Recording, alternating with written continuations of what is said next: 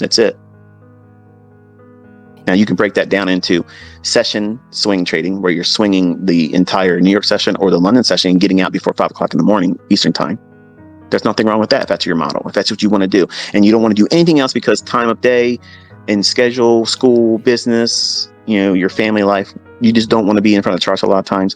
You can make a career just by doing session only. 2 o'clock in the morning to 5 o'clock in the morning. There's your 3 hours. That's it. You're done. Or work the 8:30 to 11 o'clock morning session in equities and be done. Don't trade the afternoon.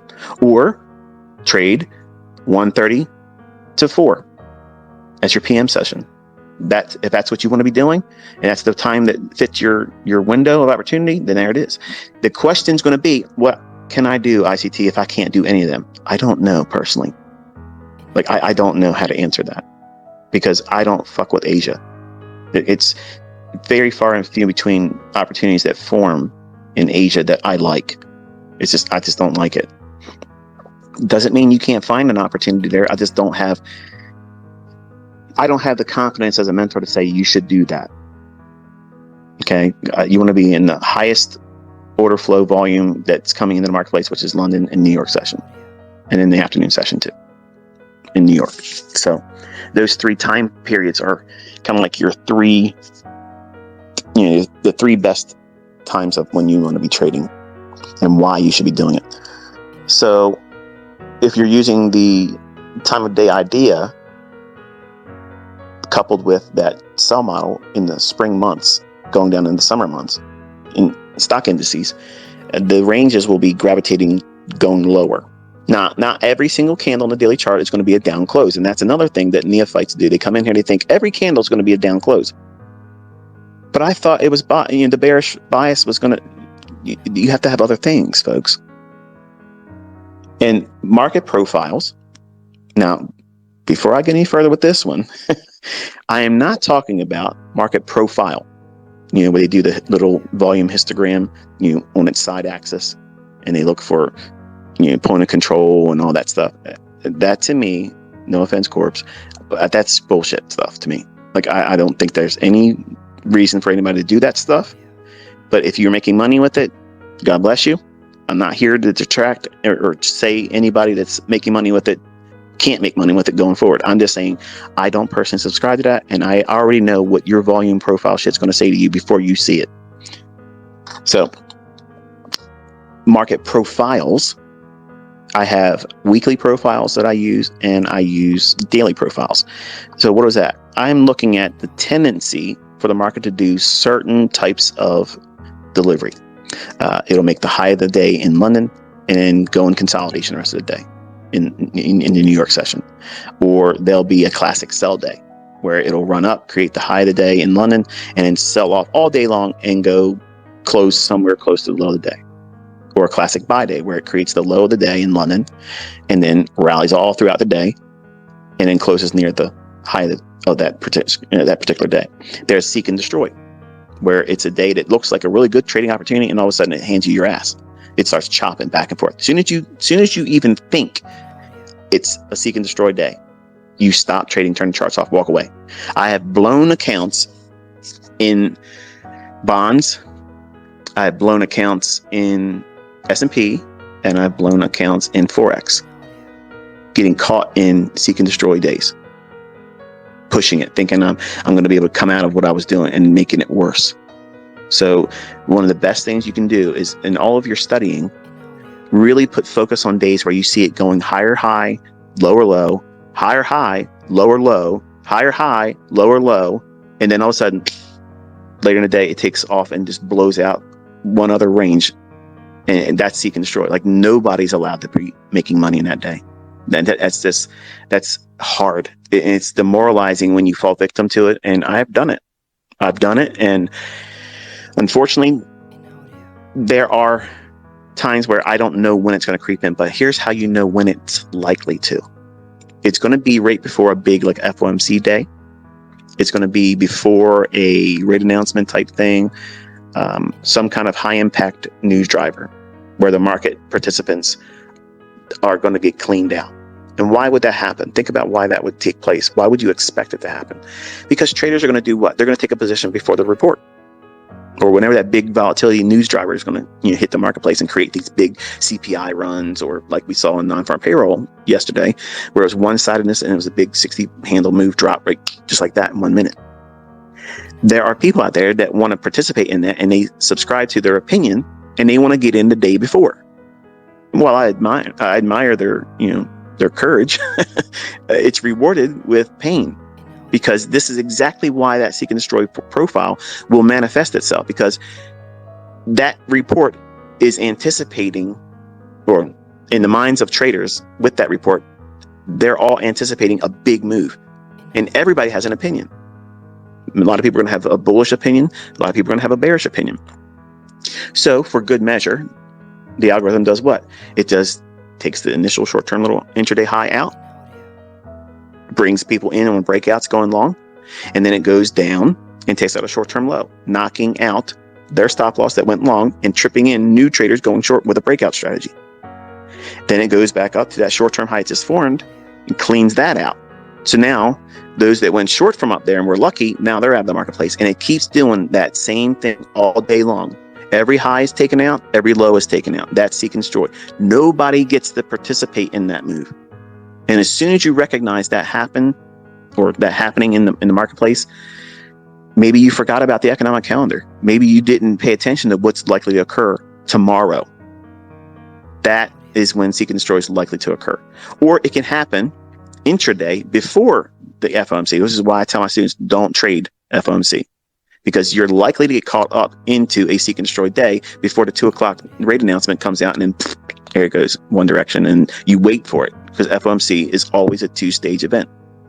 There's the initial move that's usually fake, and the real move is the opposite direction. So these are conversations that are just too fucking good for a book. Okay, they're just too good for a book.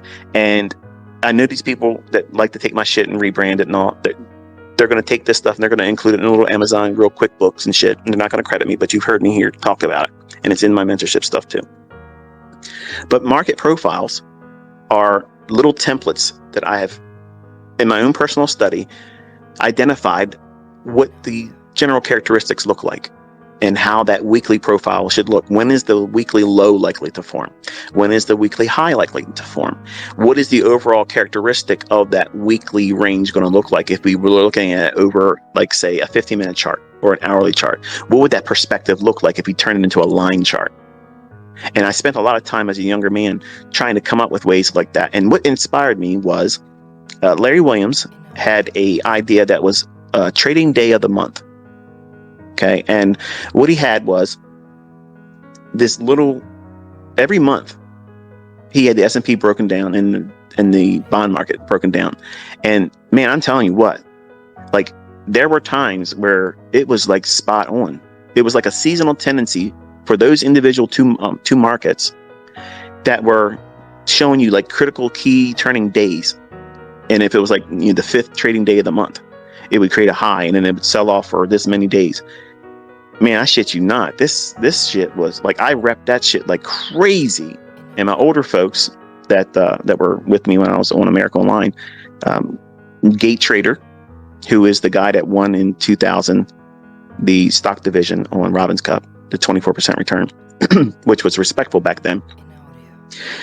Gate Trader was one of my original students when I was on America Online, and there's another guy, Chansum, okay, guy up in Alaska. He actually just I think he made his way into my last mentorship group.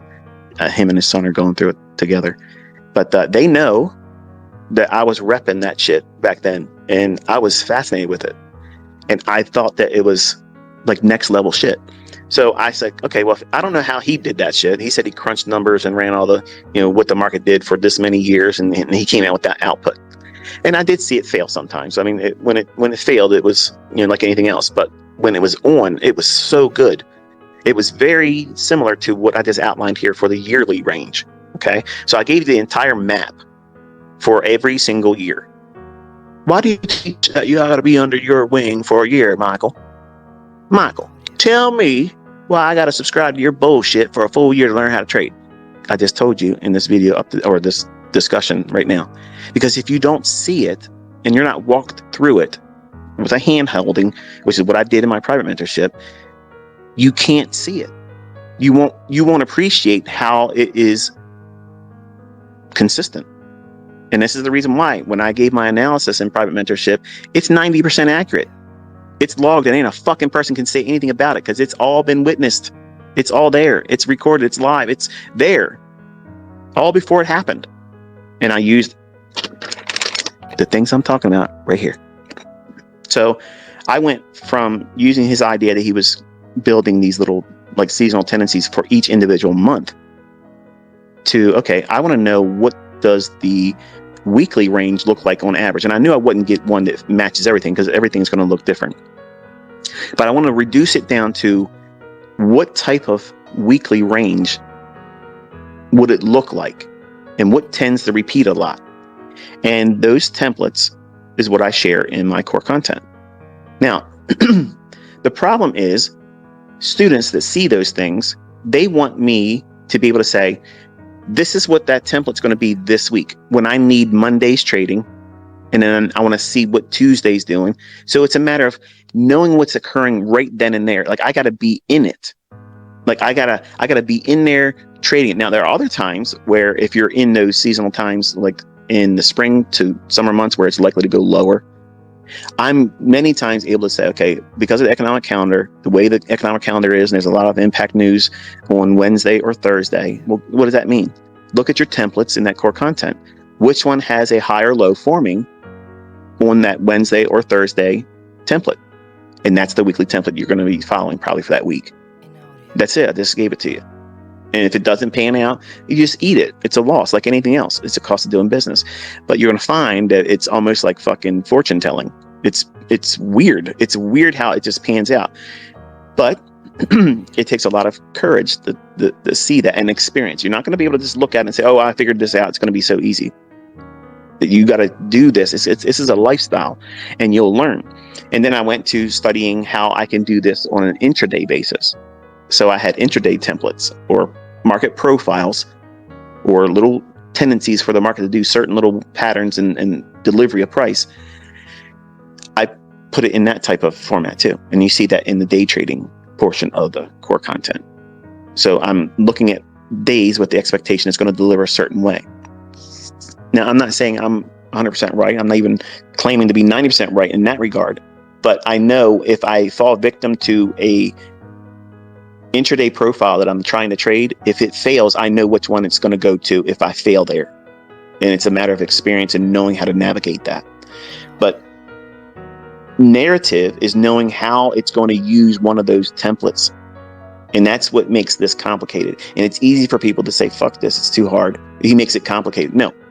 If you want laser guided precision, it's going to take some fucking effort and it's going to put some wrinkles on you. Okay, it's going to gray some of your hair. That's just what I require because that's the way I'm wired. I want something that's next fucking level outside the reach of the common person or trader. That's why when you see me executing, that shit is next to flawless. And you can't get those results with this retail horseshit renamed. It doesn't exist anywhere else. It does not exist. And these fucking jokers that say, oh, it's supply and demand. It's not supply and demand. The things I'm teaching you are highly specific. They're very specific. It's not an open range that you fucking figure out where you're going to be buying or selling at. Here's your zone. Where are you buying in that zone? Sam don't even teach you that. Sidon. So that logic, while in its infancy, is better than support and resistance, but it's still lacking. And you have to be precise about why are you buying here? And if you don't know where you're buying and why you're buying it, how the fuck can you put your stop loss in an effective place and know that it ain't going to get hit? Look at the trade examples I show you. You see, oh, he's got a $3,000 stop loss there. Whew, that's a lot. Look at the profit target. It's always more than 3. Always more than 3 times. Sometimes more than that. Sometimes 5. Sometimes 10. Don't get caught up with the numbers. Look at the logic I'm showing you. Why I'm putting my stop loss where I'm putting it. It's exactly how I teach it. The algorithm's going to respect that. You see, oh man, he's putting a stop loss right there. I couldn't do that because you haven't been doing this long enough and you haven't adopted what? The experience of seeing it. I've handled this stuff for 30 years. I've been in it for 3 decades. I've seen this shit pan out so many times. I know how to trust it. And if I lose at it, it's not a big deal. I know that it will repeat again. And if I took a loss, I can get that back easily. It's easy. Losing is hard for a neophyte. It's impossible to get through a losing set of trades as a new student. You need encouragement. You need to be able to be around other people to say, hey, look, I've been there too. And that's one of the benefits of being in a community like this, because I don't want you all to simply saying, here's where I made money, high five ICT. That's cool. A lot of people like to see that. I like seeing it. It fluffs my ego. I ain't going to lie to you. It feels good to see my students doing well. But I also really want to see folks share where they're fucking up, what they're doing wrong. Because not only will it be an opportunity for you to get me replying to you saying, you did this incorrectly and you should have been focusing on that. You'll learn from it and other people will learn from that. But you're all afraid to show what I opened this whole presentation out with. You don't want to show your weaknesses. You don't show where you've done it wrong. And that's where the learning occurs. You don't learn anything when you did it right. That's sugar-coated. That's candy-coated bullshit. You're not going to constantly win. You're going to lose. You're going to lose money. You're going to do it wrong. And how are you going to take that? Are you going to lose your shit and lose your mind about it? Oh, man, I got to go back in right away and do it. Why? I'll talk about that in a moment. You need to know your model and your market and stop trying to chase whatever the fuck I'm doing. If I'm trying to do something in the marketplace and you have a model already arrived at and a particular market that you want to trade in, you can see nobody's been able to convince me to trade in crypto. I'm never going to touch it. I'm never going to touch that shit. But you all watch me have an exodus from forex, and I've given you all the reasons why I have no interest in going back in, because I know shit's coming and I don't want to be wrecked in that. I don't want to be caught up in some depegging bullshit. I don't want to be in that at all. And you can take that risk on if you want to. I'm not talking you out of it. I'm not telling you to stay in it. It's a matter of personal choice. My trust is in stock indices. I went there first. When I started finding consistency, I found it there. That's where I found it. Okay, as a commodity trader in 1993. Any consistency started its formation in that year in stock indices and bonds. That was it. And I was trying to find mega trades in corn and wheat and live cattle and pork bellies and crude oil and gold, all those copper, cotton, coffee, sugar. And I never touched orange juice again. Once it spanked my ass, it took 50% of the option premium in one night. Was it? I was like, yeah, fuck orange juice. You know, I there for a while. I didn't want to drink it. I was so mad about it. But I don't drink it today because it's too acidic. And they put shit in it now. I don't want to be drinking. But it's another discussion for another day. But you need to know your model and your market, and you want to be backtesting.